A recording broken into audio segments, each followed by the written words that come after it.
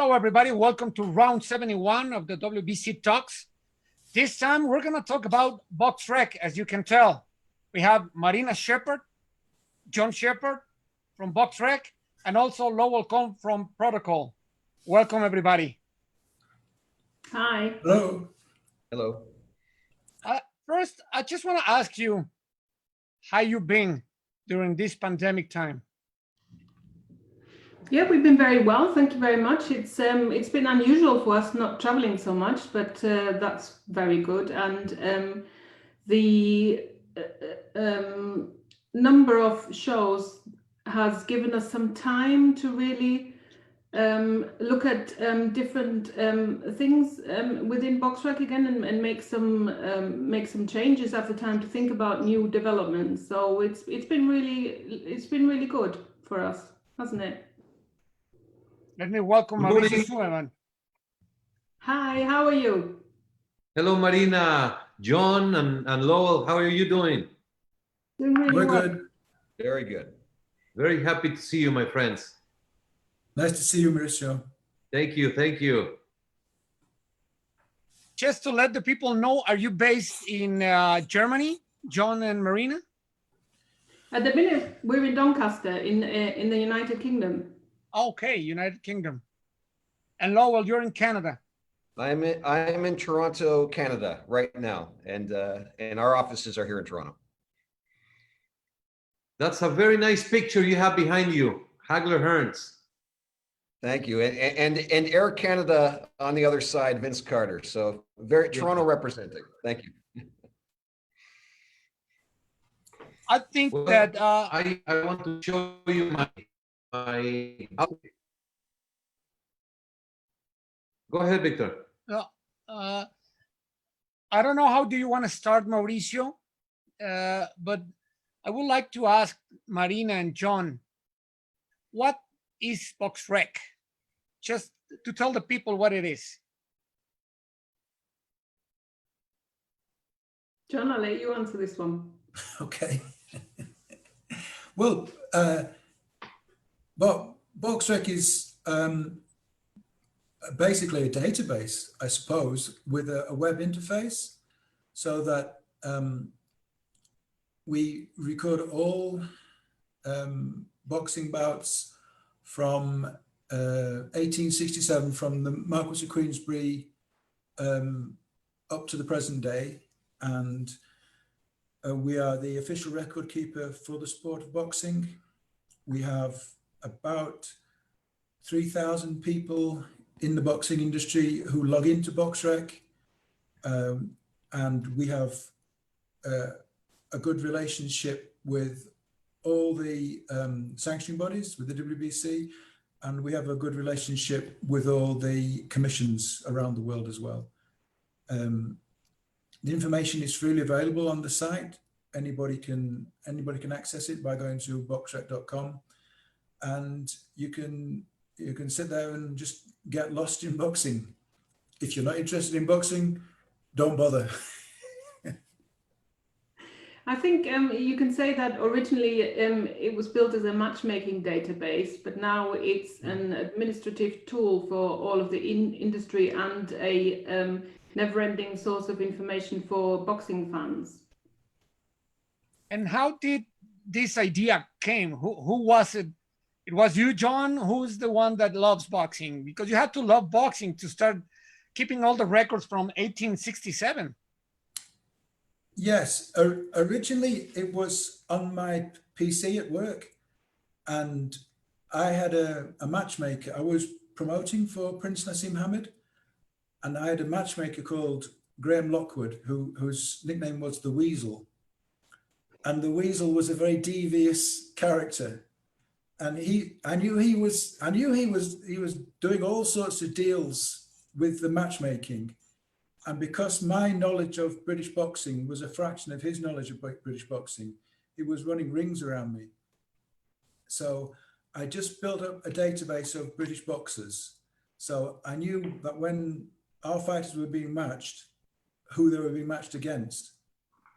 And so initially it was just for myself. And then in the late 1990s, the internet became a thing. So I started sharing records on Usenet, which was like a chat system. It's like an old, from the days of the dinosaur of the internet, it was like an internet chat. And people were asking about records, and I would, if I'd got the British record, I'd put it up. And then there were other record keepers on there, and they would share American records, just individual records of boxers. Because back then it was very hard to get hold of a record. The yearbook was published once a year, but of course it took several months to collate. So as soon as it published, it was out of date, and 6 months later it was next to useless. And I then, as a hobby, I put it onto the internet, my database on the internet for everybody to use. And some of the other record keepers from America logged in and started putting bouts.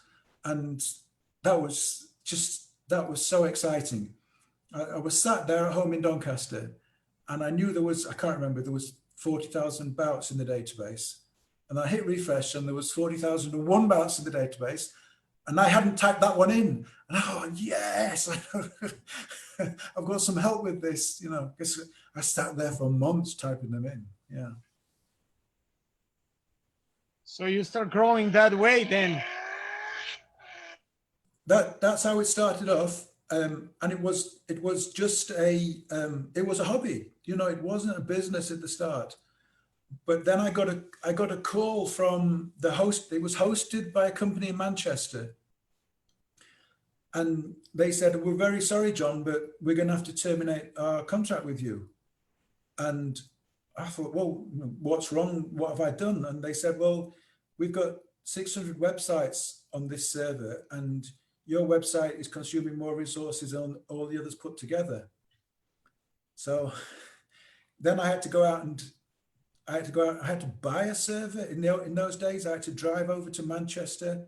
I had to install it in the Manchester Access Centre in the rack and plug it in, and it wasn't cheap. So then I started putting advertising on the site to cover the costs, because I just couldn't carry on as a hobby. It became that from then on, it was like I realized it was serious, and I think that was about 2000. I started it in live on the internet around May of 2000, and I think I started putting adverts on 3 or 4 years after that. I can't exactly remember when I started putting the adverts on. And how did you go ahead, Mauricio? I wanted to know, how did John got involved in boxing? Were you a boxer? How did that look for you to be a... Yeah, no, I didn't like boxing. I thought it was brutal and barbaric, and they had no interest in me whatsoever. Oops. Sorry, I just turn it on. Sorry about that. It's Marina calling you. And I had some friends, and they said, "Come and watch our brother box." And I said, "No, thanks," because I'd rather go out on a Saturday night to the pub. And then a few months later, they said, "Oh, come and watch our brother box." And I said no. And then I think it was the third time they said, "Come and watch him box." So I said, "Okay." And I got in the back of a transit van, which is like I suppose it's like a commercial van. And I sat in the back and bounced all the way down to a cow shed in 𝗧𝗔𝗟𝗡, which is in the middle of nowhere. It was 5 hours in the back of a van. And then I would sat next to the ringside, and all this one undercard fight after another, and I had no interest, and I was fed up. I thought, I could have been in the pub tonight. I'm sat here. I've got to sit in the van 5 hours, bouncing all the way back to Doncaster, feeling very sorry for myself. And then their brother came out, and it was like 2 minutes later, I was out of my seat and cheering. And I thought, that's not me. I don't do that. I had never done that. What's going off? And I looked around, and it was okay because everybody else was doing it. But something flipped in my head, and I thought, there's skill here. There's something else in here that I've never appreciated before. I never realized before.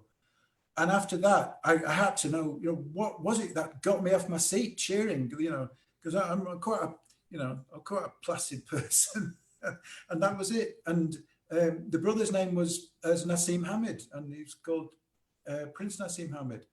And they said, John, get involved, help us. And so I got involved and I helped them out, and that was it. Just I've been in boxing ever since. That was 1995, so 25 years ago.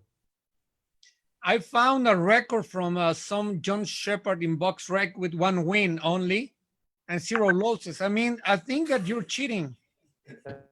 How about you, Marina? Did it come natural from John, or how was your involvement in boxing? How it came about? Yeah, I wasn't into boxing at all before John and I got together, and then all of a sudden he was every second Saturday night he was doing a TV show on Sky, and I was in a different country, so the time that we spent together was precious. So when I came over for the weekends and he was on TV, I was there with him. So so that's how it all started. But I had my own interests and careers until John decided he wanted to make a go at making a living from BoxRec. When he decided to not be a boxing promoter anymore, I became a little bit involved because women are sort of preoccupied by putting food on the table, so that's become my involvement. I'm trying to let John be creative and do what he does best, and do all the other bits. And are you passionate about boxing, or you're more about the numbers and the functionality of the page? I'm passionate about some of the aspects of boxing. There's a lot of things that are very interesting, and I believe in the force of boxing, in the good that it does for people. John and I have been involved in amateur boxing gym, where you really see where some of the kids come from and what it can do for them and what they might have done otherwise. So I do believe in boxing. Lowell, one of the nicest gentlemen in the sport. Tell us about your involvement in boxing, Lowell. Well, and thank you for the compliment, Mauricio. Definitely appreciate that. It's interesting because my company, Protocol Sports, we started in boxing 10 years ago. And so I would say that growing up, I was a casual fan of boxing. Boxing pay-per-views during the heavyweight, renaissance, the Tyson, Holyfield, Lewis, Foreman renaissance of pay-per-views was where I cut my teeth in boxing, and it was always a wonderful event. It's really the only event television that you get a whole group of people together to either be thrilled or disappointed with the outcome. And back then, of course, Sports Illustrated would regularly put boxers on the cover, and Sugar Ray, and it was a real wonderful time. And then my love and fanhood of boxing probably went away for a while I was in business. And my company does media rights sales and various commercial activities in sports. 10 years ago, we started meeting with boxing promoters, saw a wonderful opportunity to be a part of the resurgence worldwide of boxing on television. And since then, my company has been distributing live boxing and doing media rights, sponsorship, other initiatives in boxing, and loving every minute of it. Did you ever box? No. I can tell through your nose. I'll take that as a compliment. You know, Mauricio, we worked together many times, and we were in Manchester or some other places. And when he was trying to convince us to get some fight, he really has arguments. He studied the sports and the fighters, and he said, this fight is going to be a hell of a fight. And he knows about boxing too. That's great. Yeah, look, you have to be passionate to be in this sport, as I think everybody here knows. Absolutely. Well, we are celebrating 20 years of BoxRec. On May, it's the anniversary, May 2020. May the 9th, I think. I'm sorry? May 9th, I think it was. May 9th. 20 years. Yeah. So it must be so gratifying when you give birth to something and then you look back and you see the success. We have been through the process. BoxRec was for many years abused and discriminated in certain regions of the world.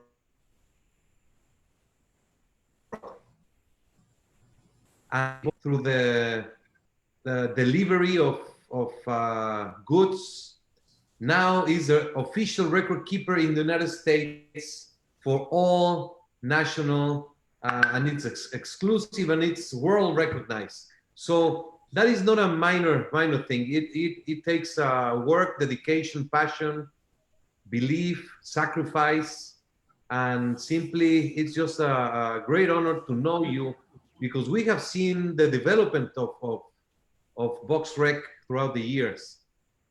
Let me ask you, who would you, all three, let's come up with a list of the greatest boxing historians alive. Ooh. I would like to know your opinion. Who out there? I would say Consider a true. you've got Herbert Goldman. You've got Barry Hugman. Barry who? Barry Hugman.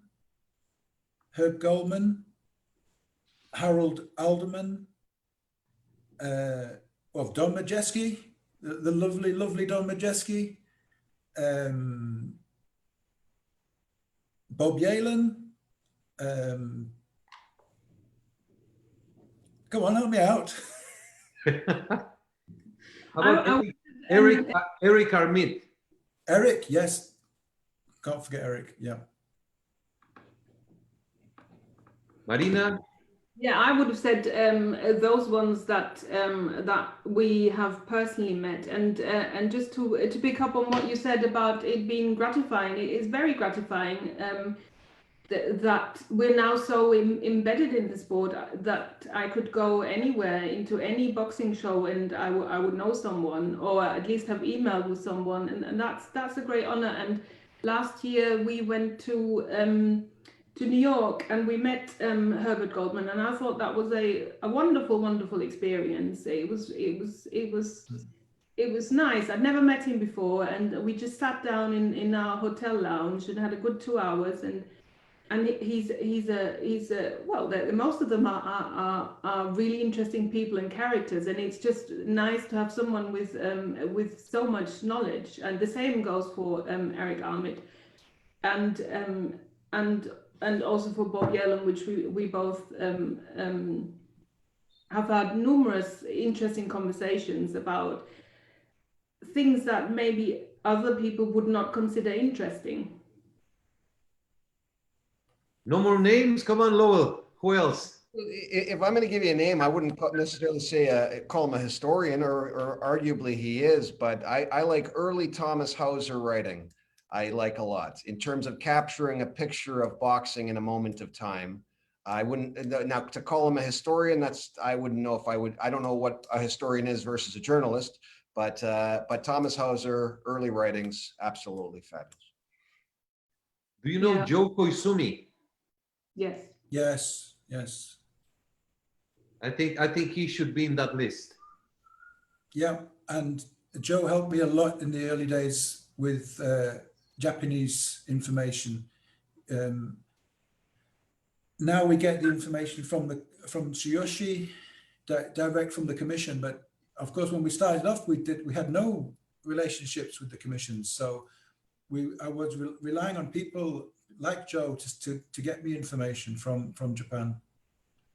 Also, people like Luckett Davis, he's getting on now. He doesn't do much, and there's been historians that have worked with BoxRec that sadly died many years ago, and it's sort of it's like knowledge that is disappearing, because a lot of these old guys, they knew so much about boxing in the 30s, 40s, and 50s, and that information wasn't written down anywhere. It was all in their heads, and I hope that we've captured a little bit of that in BoxRec, but sadly, I think a lot of it has been lost to history now. I think what's really fascinating is how much knowledge these people have stored in their head, whereas we would just say, oh, let me just look it up or something, and they've all got it in their head. And I mean, Don Majeski is one of my favorite people on the whole wide world, and going for dinner with him is just the best. It's a treat. How about Ed Brophy from the International Boxing Hall of Fame? Do you know him? I've met him once, but I have to say I don't know him. I've just shaken his hand and how do you do, pleased to meet you, but I don't know him as such. No. I'm going to give BoxRec a challenge and to come up with a list of the historians worldwide. I'm sure there's every country must have that knowledge person that has the history of the region.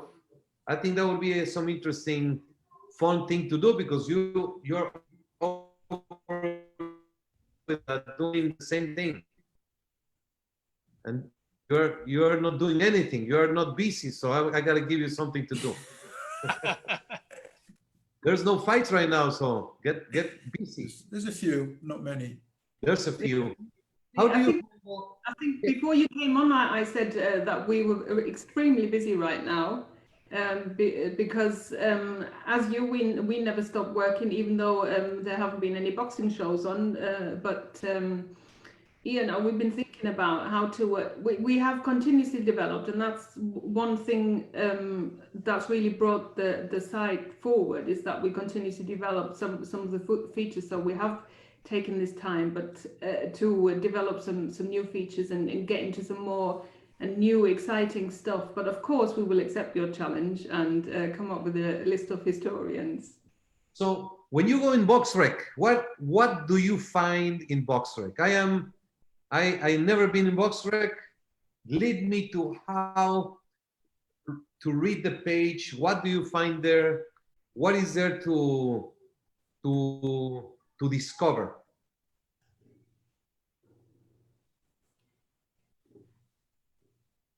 John, you want to answer? Okay, I'll answer. I think that the useful things are the records, obviously, the schedule, which is very important to people, the latest results, which is of interest to people, and also the ratings which the industry uses to gauge the quality of a fight and the value of a fight.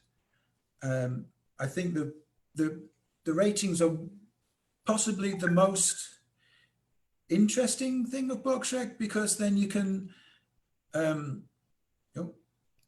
with the ratings, the fans can see the value of a fight, and I think that's very good for quality control within the sport. That we are helping to lift the quality of the sport, and also we're improving the safety of the sport, because it's harder now to get a complete mismatch past the commissions, because they go onto BoxRec and they can see, you know, somebody's rated at number 20 and somebody's rated at number 1020, and they won't approve that fight. So I think the records, the schedule, the results, and the ratings. Have I missed something obvious? I think there's a lot of people in boxing who are boxing fans, but there's a lot more people who are fans of boxers. So the fans of boxers, what they will do is they will just type in the name of their favorite boxer, any boxer, into a search engine, and then hit go. And then one of the first results they'll get is they'll get a link to the boxers page, which is the vast amount of our pages are boxers pages. Obviously, there's over 650,000 boxers in there, and now other sports as well. So what the look at for them, it will be more the obvious won, lost, drawn, and the picture, and where the person maybe where and when they were born, where they're from. Because if you're a fan of a boxer, you know if he's from your own town, then that might be more interesting to you. Or so different people will read the page in different ways.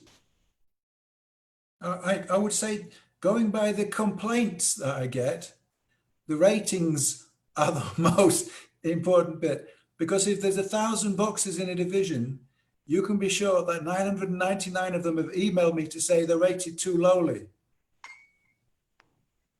Absolutely. How do you deal with new findings from the past?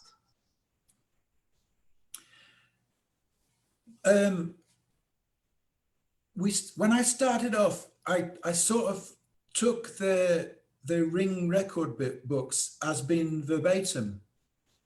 But then once you have a database and you can cross-reference things, you start to soon find anomalies where a fight is in one boxer's record, but it wasn't in the other boxer's record.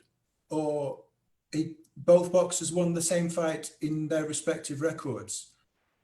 So we pretty soon abandoned the record books and went back to more primary sources, such as the newspaper reports, which we hope are more reliable. But even with the newspaper reports, it was often whoever's manager got to the one phone in the venue first and phoned the result through to the news agency was the result that got published. And then maybe you'd go to a local paper where they actually had people on the ground and you'd find out a different result. So it's a lot of detective work, actually finding out what really happened. And many managers up until very recently weren't adverse to fabricating complete events and complete records. As we know about the centenary ring record scandal. Was it ABC pulled the plug on them because they'd faked the heavyweight records? So of course it doesn't happen in America, of course. Nowadays, the ABC has got a firm grip of things, but it's still sadly it's rife in many countries around the world that they will try and fabricate records. That is one of the greatest concerns of today. And it's one of the things that we have discussed thoroughly on many times on different scenarios. It's why we'll never win a popularity contest, especially me. That's the same thing. I mean, as you were saying, everybody complains about the ratings. In the WBC, every promoter, every manager wants their fighter to be number one and to be the mandatory and to be in position. So I can imagine the correspondence that you receive. What do you see BoxRec for the future? What is coming up? Is there something that you're planning? Yes, and that's why we've brought Lowell on the call. Excellent. Let's hear it. Marina, do you want to go into some detail, or I'll go into detail. So first off, I do want to start by making a comment that in terms of what BoxRec offers, it records, stats. I mean, in many respects, it really tells the story of boxing, and it's really a wonderful site and resource and franchise and property on because of that. And I'm sort of chuckling as we're talking about this, because so one of my company's roles is to market and distribute live events, and so broadcasters all over the world always call us to say, they'll call me or my staff, and we have 10 people here, all rabid boxing fans. and they'll call me up and say, so Ryan Garcia is fighting Fonseca, Danny Garcia is fighting Ivan Redcash. What's the better fight? And I'll go out to my team, and while with the buyer on the phone, I'll ask my team, well, guys, which fight's better? And immediately 6 guys will be on BoxRec going through the profiles of Fonseca, Ryan Garcia. He beat this guy, he beat that guy. And so what's amazing about BoxRec is, you know, the conversations it starts, the debates it ends, it really does tell the story of the sport, and it's all unlocked or in these thousands of pages of statistics and database entries. And so Protocol Sports, my company, and BoxRec have been in discussions to find different ways to apply BoxRec statistics and data to create more story and narrative for the sport. And I think we can all appreciate everybody on this call is intrinsically linked to telling the narrative and story of boxing. In fact, arguably, the story of boxing exists because of organizations like our own. And so we're going to be working with BoxRec on some great initiatives designed to extract data and information from BoxRec so that audiences, different sectors of the sport, have really interesting narrative storylines around fighters, around fights that are upcoming, about fights in the past. And obviously information about the services that we're going to create are going to be coming out very soon. But I just want to say we're very excited to be working with BoxRec because it is absolutely a fantastic narrative for boxing. We want more casual fans and hardcore fans to recognize it. And so we'll be announcing some exciting developments soon on that front. Well, that sounds very interesting. It sounds very interesting, but It's one of the completely things clueless as to what it involves. Well, you know, in sales, you have to keep people coming back asking for more. So I don't mean to be cryptic, except to say that, as we all know, the BoxRec database has tremendous stories and analysis and statistics that can be extracted from it. And we're going to work with BoxRec in order to do so, which will only benefit the entire sport at large. You know, BoxRec, I have always praised, whenever I have a chance to tell in private, in public, in any forum, the greatness of BoxRec, of the service that they provide to the boxing world, to the sports in general. It's unbelievable the amount of benefits that everyone who is in boxing gets directly from BoxRec. Whether you're a fan, a promoter, a manager, a trainer, a journalist, a boxing organization, you have a situation with a fighter, with a fight, with a result, BoxRec, boom, for free. And that is the magic of BoxRec, the availability, the openness to everyone. And I cannot stop praising BoxRec. So I am happy that Lowell is being linked in one way or another, because they deserve to get the due credit, and they deserve to get business opportunities for the tremendous work that they do. I'm very happy to learn this, and I can tell you that if there is anything that we can do from the WBC to facilitate, to mediate, to introduce, we'll be very happy to do anything at any moment. Congratulations. Thank you. And you couldn't have said it better. I really do appreciate that, Mauricio. You know how I feel about BoxRec? I don't know if you know, but just look at this. I was wondering why you weren't wearing a shirt. Yes. Now it fits me. Before it didn't fit. And what's happening in your background? Are you moving? No. This is an office that has no books. I have to put some. I used to have books, but everything is in BoxRec, so I don't need them anymore. That's how it should look. That's how it should look. I still got a few books as well, but I'll show you what else I've got in my cupboard.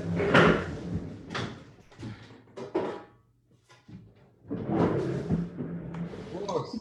You see it? Lady of the Year last year. Absolutely. The Lady of the Year. Got a primary place in my office, and thanks again. So we do appreciate that. You've always been helpful for us, especially 15 years ago when we weren't big. We knew we could always count on your support for people to give us information, because information is and especially from primary sources is what we've always been after, and you've always been a great support to us in that quest, and we do really appreciate that. Thank you. Yes, we are determined. Everyone has to collaborate. The challenges are, as we were talking about, those who want to take advantage, want to invent fights and put them in, or events or whatever.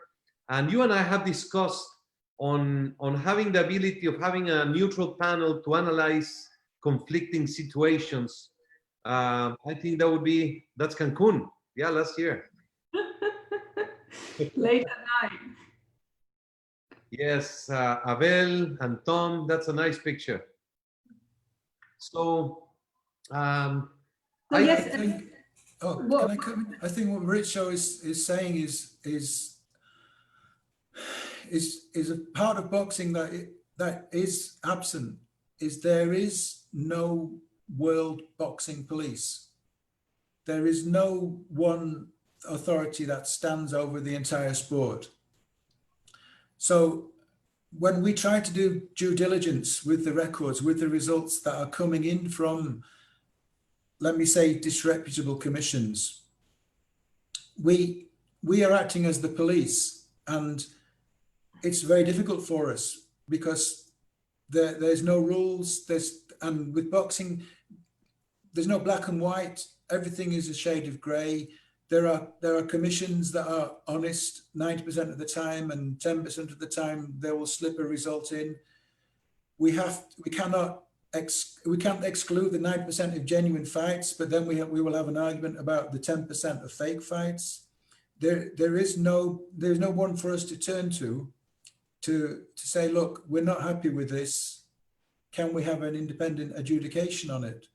Can we pass it to somebody else? But there's nobody else to pass it to, because there is no world governing body for the sport of boxing. I was going to say the good thing about it is that it's never boring. So our work is never boring. It's always interesting. Sometimes you have to be a detective really to see.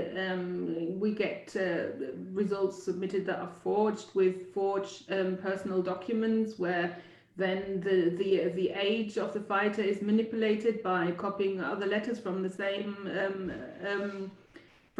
passport and moving it on to make yourself younger. And don't get me started on how much boxers lie about their weight. I mean, they're worse than me. So it makes it interesting. Yeah, it is challenging, and we try our best, and we take our responsibility as official record keeper of the world very, very seriously. The complications that we have in most aspects in this sport, it's so global that every country, every region of the world has different, we can start by law, they have different structures, of course. The normal in one place is completely abnormal. The normalities that you can find in any given country are so different from other countries would expect. So the magic is to adjust and to understand the culture and the basics, the way of procedure in the different ways. It's not the same to deal with Africa than to deal with Asia, South America, Europe, the Eastern Bloc.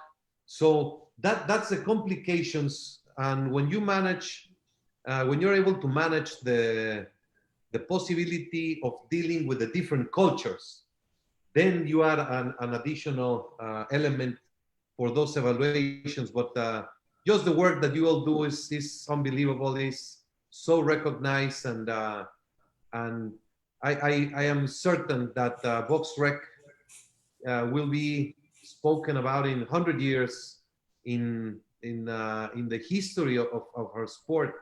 You have put a spot that will never be changed. It's unbelievable. You revolutionized, and the duty is just tremendous. Our local editors are really a very big asset to us, because they you can't know every culture, and you can't know everyone, and you can't know everything that happens in some country that you might never have been to. So we really value the help of our local editors, and it's been invaluable. I don't know, John, do you want to tell the story about the lights in the venue? Oh, I can't mention. I'm not going to mention any names, but we had a commission in Central Europe that we were highly suspicious of, and they were Monday morning. They were sending in an official event report from the Saturday evening, and all their boxers were getting wins, and I couldn't find any trace of the opponents, and it just smelled wrong. So the local 𝗥𝗢𝗨𝗡 editor in that country drove to the venue and parked outside all night, and the lights weren't switched on. But on Monday morning, the results came through as usual. So I knew that I knew for 100% fact they were faking the results, because they either boxed in the dark. So, and we had a situation where one of our again in Central Europe, a different country, one of our local editors went to a small hall show, and the local ticket seller was stopped. I think he got TKO in the 7th round. He reported that to us, but when the commission report came in on the Monday, the local ticket seller had won the bout. So I thought, okay, so we checked with the commission. Are you sure you've not made a mistake on this report? No, that's right. That's right. Okay. Would you mind checking it? No, we'll check. So the day later, we got in touch again. They said, have you checked up? Yes. Yeah, he definitely won. Well, how do you know he won? Well, I asked the promoter. What? Yeah, I spoke to him personally on the phone. So the commission hadn't even gone to the show. They just asked the promoter what happened at the show. So that is sort of the level that we can be dealing with in some countries. We had another instance where a new, again, I'm not going to mention any names, but a new commission had taken over, and they appointed this lady as the head of the commission. She'd been given a brief introduction to boxing, and then she sent the first report into 𝗥𝗢𝗨𝗡, and we looked through the report, everything was okay, except in one fight where both of the boxers had won the fight. So I thought, okay. So I said, you've sent the report, it's all good, but you've got both boxers winning this bout. And she said, yes, that's right. I said, okay. How did you come to that conclusion? She said, well, when the previous commissioner gave me my introduction, he said I could tell who'd won the fight because the referee would hold their hand up. I said, okay. And she said, well, in that bout, the referee held both their hands up. Of course, I explained the concept of a draw. Yeah, that's another thing that we're both very passionate about, and it's and what you're passionate about as well is it's about education in the sport, Mauricio. And we do a lot of that. We help a lot of new commissions, or there's some wonderful countries around the world which are now starting in professional boxing, and they need all the support they can get. And so the level of some things of the how much basic things sometimes you need to explain to people, but also, so as I said, we're very passionate about sharing that knowledge and helping people. That's why we've spent years in developing the commission system as it is at the moment. Another basic thing that we're passionate about is that each and every person is equal, so that every person has the same kind of page, and we fill it with the information that we have.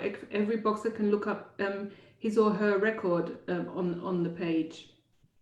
Maybe you should explain what the commission system is, because the normal users can't see that. That was the third part that we were very passionate about, and that I know, Marisa, you're very passionate about as well, which is the safety and health of the boxers. And only I think about last year we put so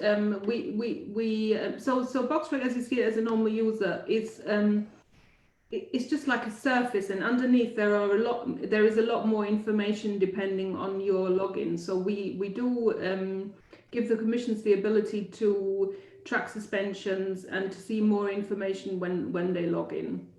So the suspension system is like a one-stop system that takes over the administration of a commission, and every person along the way does their bit. So we now have in some countries the matchmakers logging in, and they will insert a scheduled bout, so propose online through BoxRec their bout to the commission, and then the commission can for one see the bout, but then have at their fingertip all the necessary information about the boxers, which includes their license information and their medical well, the suspension information, not medical, and then they can approve the bout, which is when you see a scheduled bout that has got a green tick. And then if they don't approve it, the matchmaker gets an automated email, so people aren't wasting time on the phone anymore about why don't you want this bout, so they can reject it or approve it online. And then after the show, the commission can insert their own results. The commission can also print out the paperwork that they need for the show, for example, the scorecards. So there's a lot of functionality in the page that most people don't see. And then there's other functionality that there is for everyone, but people still don't see. But you know, like for example, I don't think a lot of people know about the watching forum, or about this the watching function, sorry, not forum, or about the scoring, or some of the other things that you can do with the page. Yeah, that's something that I don't know if Maurizio is aware of. Maurizio, can you remember at a conference 2 years ago, you surprised us by saying we were going to develop some software to help you evaluate the judging? Yes. Yeah. So we put the scoring in now, and it's almost finished, so that the judges' scores can go in, and then we can do analysis for you on the judges, and also if you wanted to get trainee judges to score fights, they can score fights through the system, and then we can give you the stats as to how well they've scored the fight. So you could assign them 10 fights to watch on video, score them on BoxRec, and then we can send you the stats on how well they've scored those fights. So I think that's something this probably is not the time and place to discuss it with the WBC, but it might be something that is of use or interest to the WBC. Yeah. Yeah, you know, with this current world crisis of health, we have been using the system to remotely score fights for the last 2 years as a training tool, as evaluation tool for ring officials. But now it is an opportunity for scoring the fights remotely. And what we have found in these last 2 months is unbelievable. Basically, when you have 8 judges scoring a fight, the risk of having a bad decision goes very low. When you have 3 judges, you can have a close fight, difficult fight, And then if you add a bad night of one judge or two judges, then you ruin the result. If you have 8, 10 judges, the risk of having a bad decision is narrowing to the lowest. So we're just playing with it, experimenting, and I love to have a conversation whenever you can to look into this. Are the judges all seeing the same video feed, or are they getting video feeds from different sides of the ring? It all depends on the economy and what the promoter and the television can give you on technology. We secured with ESPN for the first 2 cards a live feed, independent, without sound, without graphics. So that was very nice. On the other fights, we have had to adjust and just get the regular television feed, which it's complicated because you got the sound, you turn it down, you have some graphics, and you have a different, but still, one thing to argue is what is the fight that millions of fans are watching on television? That's a fight that they're watching.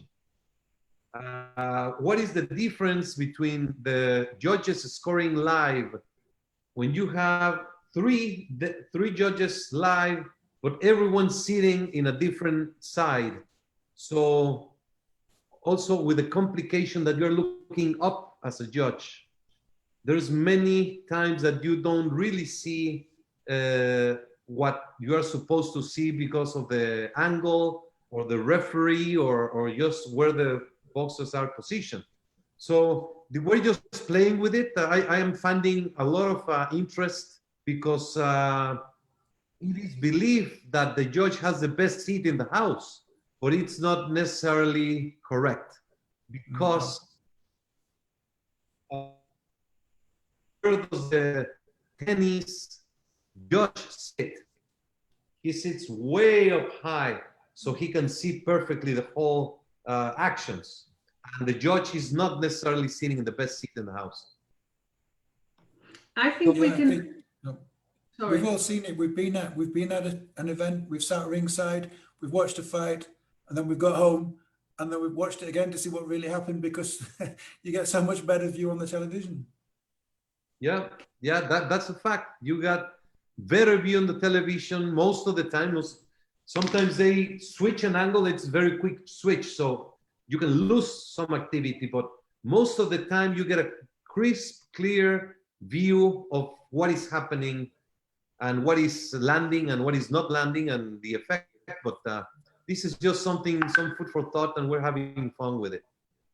And I think the scoring up can help because at the moment it's only put live for historical bouts. But in the future, when boxing starts again, we're planning on releasing it for live events, and that means that that you won't have 8 judges, you'll have 8,000 judges, which then you can compare which area they're from. So the Americans might score it that way, and the Canadians might score it that way. And they've got different angles, and some will be in the venue, some will be at home on the TV. So it will be a larger body of data, which will then be able to compare and hopefully come to meaningful conclusions. That's very nice, very, very interesting. And Yes. yeah, well, I want to thank you so very much for your time. I feel very fortunate to be your friends. As I said, my hat goes to you for your dedication, your passion to make boxing better in many ways.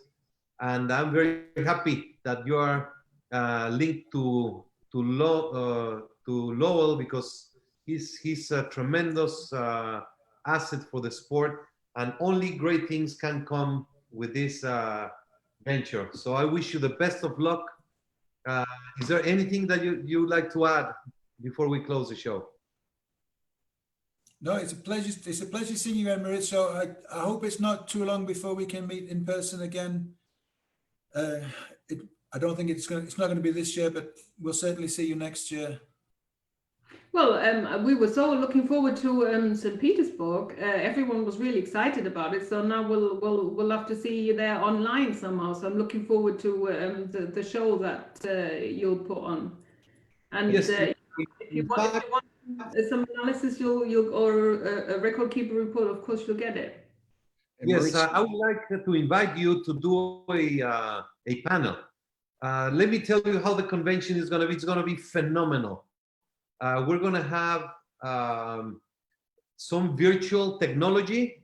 We're going to have people have to register in order to be in the convention, but also anyone who registers is going to get a registration kit on at home. They're going to be shipped a kit with a bottle of vodka, and we're trying to make this as real as possible. It's going to be very fun, and we're going to have different rooms.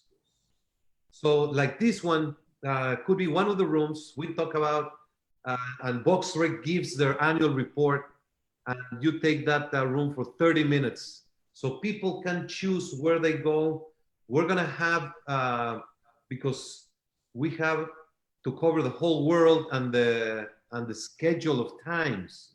So we're going to have programming all throughout the day during these 4 days, some nice cultural visits of St. Petersburg, the ballet, the opera, and a boxing event on the 15th. So I'm very excited about this convention, and you are absolutely requested to come and to confirm that you will have a panel, because this is what we need, people to understand there's so many other things that we can get from 𝗥𝗢𝗡 other than just to see a record, the schedule, and the results.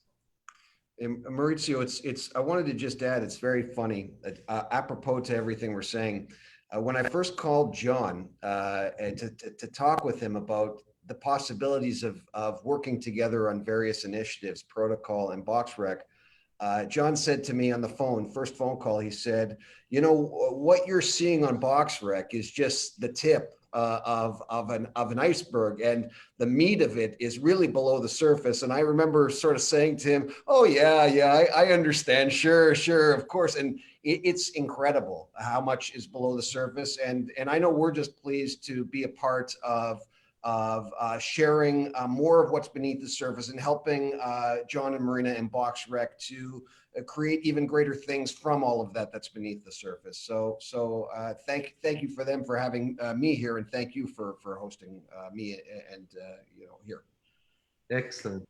And I think we can't stress how much we are that there are a lot of people who contribute to the data of the site, and that we're forever grateful to everyone who helps us become the as correct as humanly possible. And we're very, very grateful to Martin Reichert, who for years and years and years has improved our rating system and is continuously suffering abuse from people who are not happy about their ratings, and he still goes on and I don't know, he's got a way of shaking it off, and everyone else that contributes to the site.